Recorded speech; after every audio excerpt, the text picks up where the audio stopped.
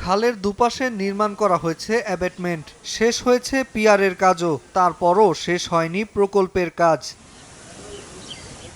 ২০২১ সালে পিরোজপুরের মঠবাড়িয়া উপজেলার বাইশকুড়া তেঁতুলতলা সড়কের বাইকুড়া খালে সেতু নির্মাণ কাজ শুরু হয়। ১ বছরের মধ্যে প্রকল্পের কাজ শেষ করার কথা থাকলেও শুধু অ্যাবেটমেন্ট ও পিয়ার নির্মাণ করে কাজ বন্ধ করে দেয় ঠিকাদার।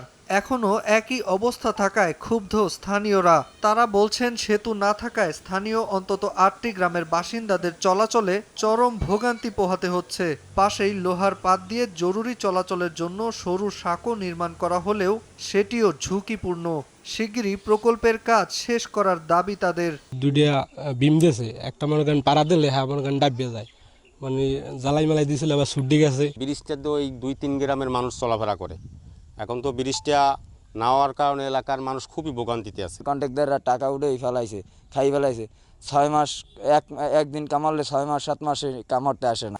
এলজিইডি বলছে, ঠিকাদারি প্রতিষ্ঠানের সঙ্গে যোগাযোগ করার চেষ্টা করা হলেও কোনো সাড়া মেলেনি। তবে প্রকল্পের পুনরায় দরপত্র আহ্বান করে শিগগিরই কাজ শেষ করার আশ্বাস সংশ্লিষ্ট কর্মকর্তার। ফান্ডের জটিলতা নিরসন হয় নাই, বিধায় কাজটা ফেলানো আছে। তবে প্রকল্প পরিচালক মহোদয় আমাদেরকে চিঠি দিয়ে ব্যক্ত করেছেন, উনি ওই কাজটা যৌথ মেজারমেন্ট করে পাঠানোর পরে উনি রিটেন্ডার করবেন।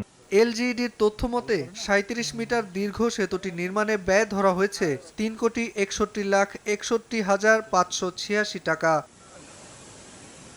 সময় সংবাদ, পিরোজপুর।